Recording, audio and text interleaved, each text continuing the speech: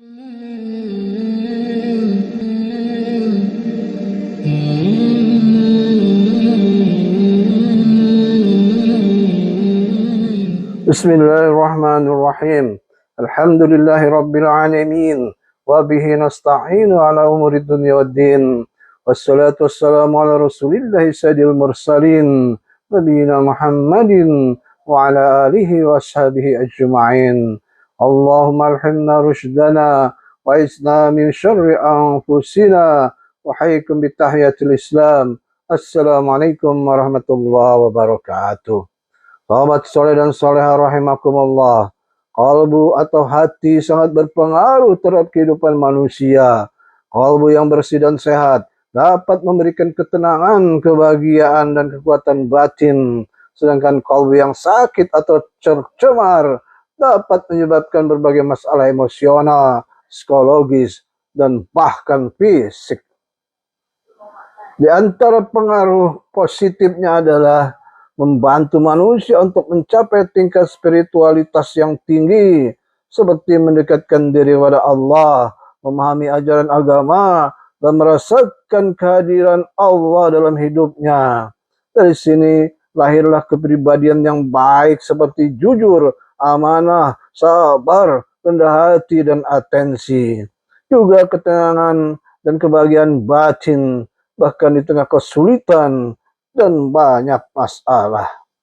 Secara psikis, kalbu yang sehat dapat berpengaruh positif terhadap kesehatan mental dan fisik, membantu mengatasi stres, kecemasan, bahkan depresi. Dengan ini, semua meningkatlah kualitas kehidupan secara keseluruhan, baik dalam hubungan sosial, pekerjaan, maupun keluarga. Sahabat soleh dan soleha rahimakumullah, kalbu juga dapat memberikan pengaruh negatif.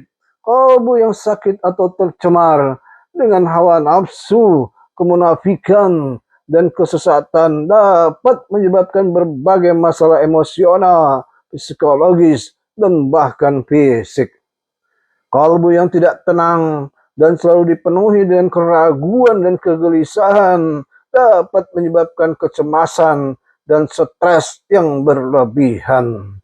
Itu semua dapat mendorong seseorang untuk melakukan tindakan-tindakan negatif seperti menipu, berbohong, korupsi, dan melakukan perbuatan dosa lainnya. Kalbu yang tidak sehat dapat menyebabkan ketidakseimbangan emosi seperti mudah marah, cemas, dan tidak stabil.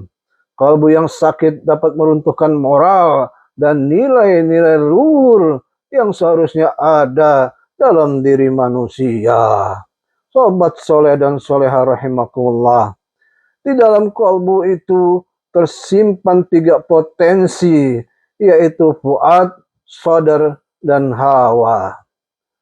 Fuad adalah hati yang murni, berkaitan dengan indrawi dan mengolah informasi yang berada dalam otak manusia, mempunyai tanggung jawab intelektual yang jujur, objektif, jauh dari sifat kebohongan, dan selalu haus dengan kebenaran, serta bertindak di atas rujukan yang benar pula. Fuad memberikan ruang untuk akal berpikir, bertafakur, memilih, dan mengolah seluruh data yang masuk dalam kalbu manusia, sehingga pengetahuan yang bermuatan moral dalam hal ini mengambil sikap atau keputusan. Firman Allah Ta'ala, A'udzu billahi minasyaitonir rajim. Ma kadzabal fuadu ma ra'a. Hatinya tidak mendustakan apa yang telah dilihatnya. Al-Quran surat An-Najm ayat ke-11. Yang kedua, potensi sadar. Sadar dalam bahasa Arab berarti dada, mempunyai fungsi emosional, berperan untuk merasakan dan menghayati. Ia adalah dinding hati atau dinding kalbu yang menerima limpahan cahaya keindahan, sehingga mampu menerjemahkan segala sesuatu serumit apapun menjadi indah, menyimpan hasrat, niat kebenaran, dan keberanian yang sama besarnya dengan kemampuan untuk menerima kejahatan dan kemunafikan. Firman Allah Ta'ala, A'udzu billahi minasyaitonir rajim. ومن يرد الله أن يهديه يشرح صدره للإسلام ومن يرد أن يضله يجعل صدره ضيقا حرجا كأنما يصعد في السماء كذلك يجعل الله الرجس على الذين لا يؤمنون. Maka siapa yang Allah kehendaki mendapat hidayah, dia akan melapangkan dadanya untuk menerima Islam. Siapa yang dia kehendaki menjadi sesat, dia akan menjadikan dadanya sempit lagi sesak, seakan-akan dia sedang mendaki ke langit. Begitulah Allah menimpakan siksa kepada orang-orang yang tidak beriman. Surat Al-An'am ayat 125.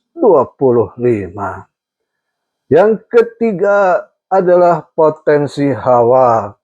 Hawa disebut juga desakan hati dan keinginan keras.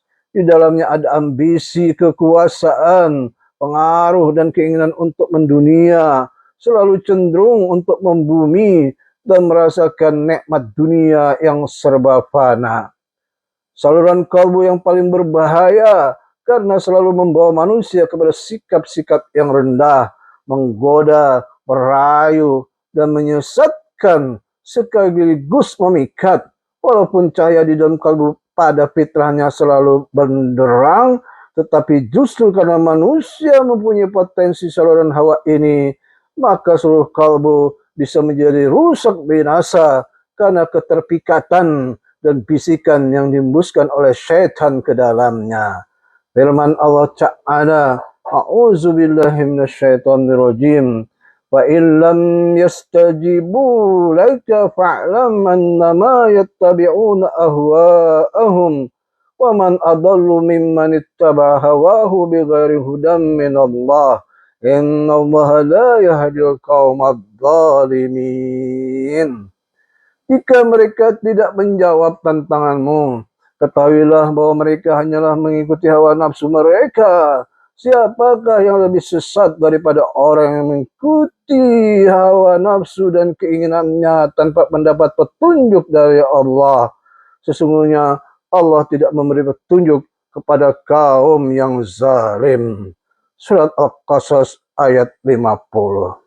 Sahabat soleh dan solehah rahimakumullah, manusia dalam kesehariannya tidaklah mungkin bebas dari bisikan hati dan lintasan pikiran.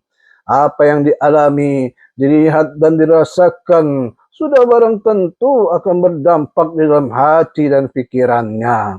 Karena itulah bagaimana pendeteksiannya sejak dini apa yang berbisik dalam hati dan yang melintas dalam pikiran hendaknya dilakukan juga setiap saat. Firman Allah Ta'ala, A'udzubillahi minasyaitonirrajim. Innal ladzina taqaw idza massahum ta'ifun minasyaitani tadzakkaru fa idza hum mubsirun.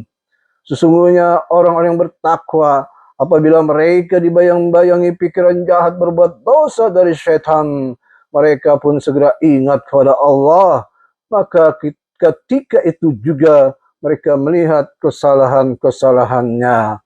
Al-Quran Surat Al-A'raf ayat 201. Sahabat soleh dan solehah rahimakumullah, kita cukupkan dahulu, semoga manfaat.